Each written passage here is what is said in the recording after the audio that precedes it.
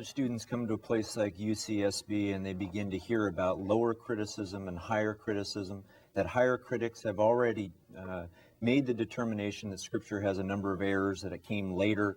There's midrashic layers on Scripture that we can't get at. How do you help understand, is there a value to lower and higher criticism? Is higher criticism scholarship?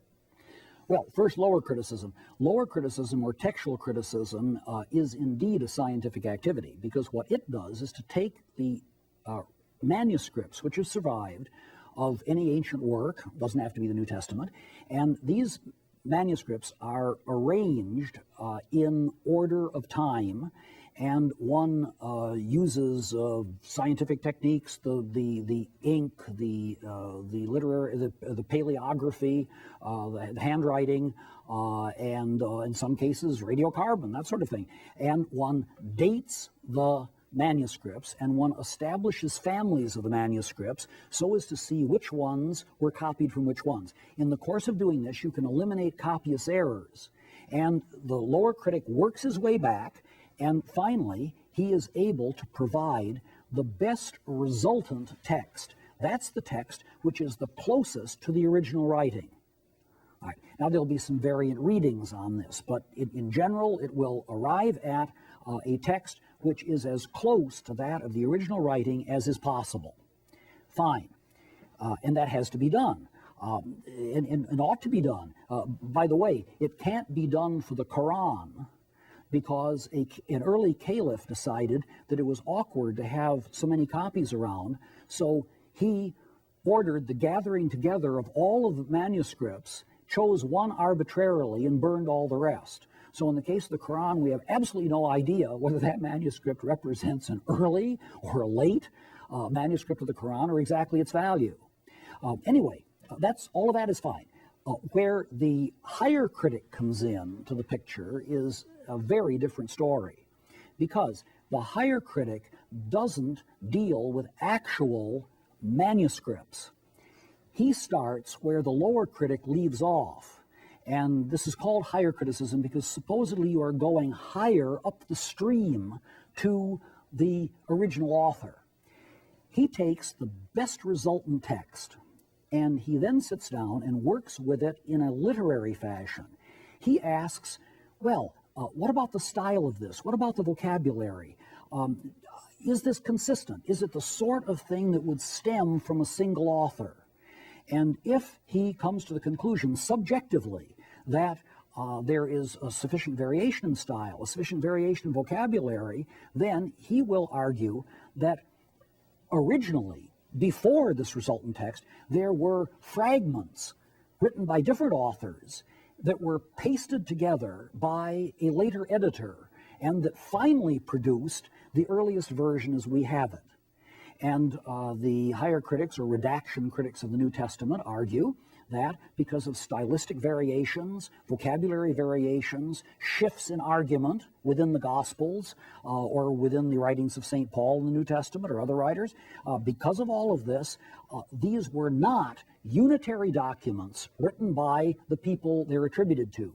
They are instead the product of rather clumsy editing. All right. What's the matter with all of this? It's entirely subjective. And in other scholarly fields, this sort of thing has been weighed in the balance and found wanting.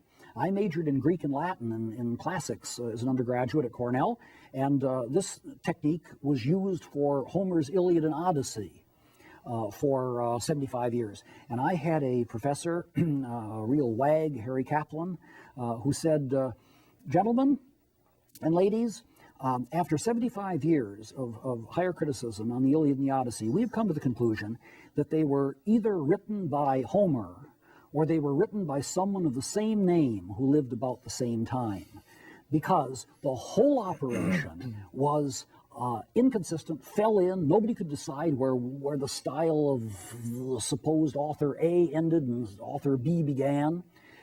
And in Ugaritic scholarship, Cyrus Gordon said to his colleagues, if you try to use the difference in divine names to identify different sources, you're going to tear Ugaritic scholarship apart, because a single author can use two different names.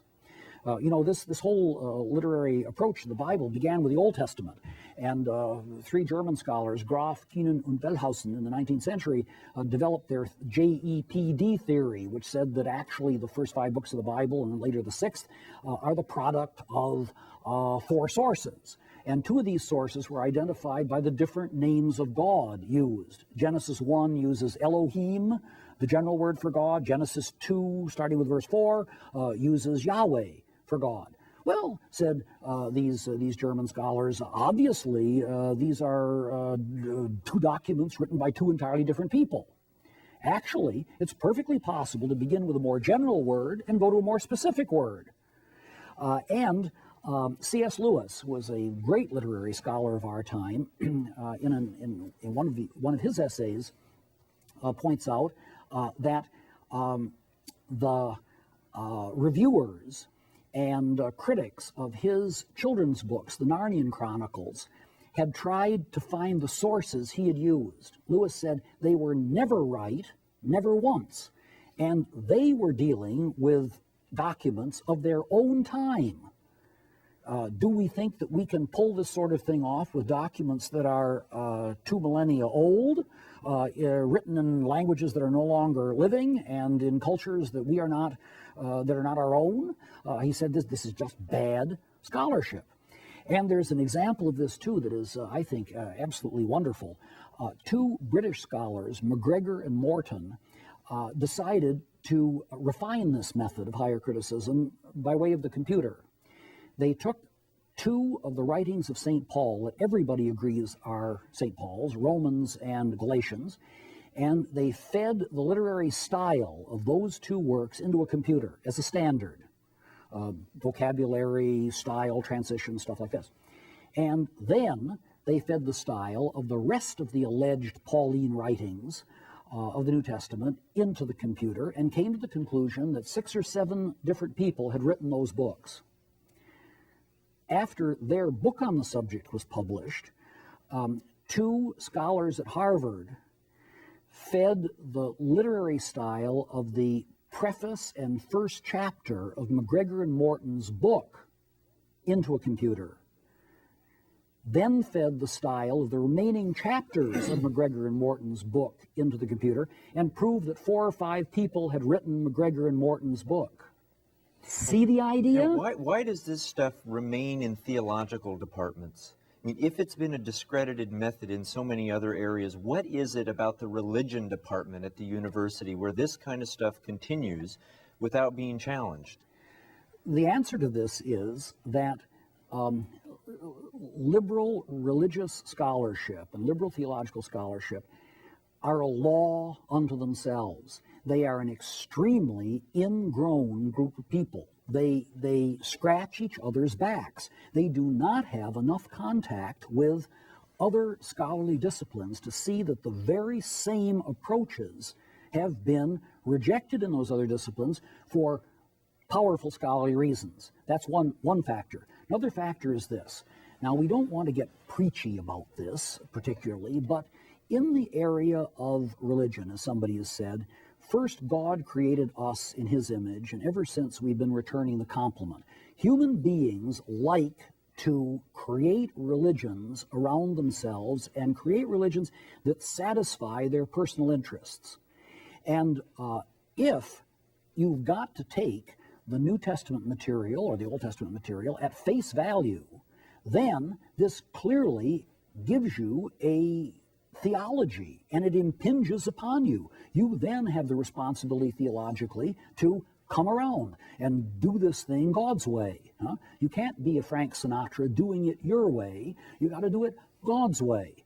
I am firmly convinced that one of the motives for this approach is that there is so much flexibility in these methods that you can virtually create the New Testament or the Old Testament that you want.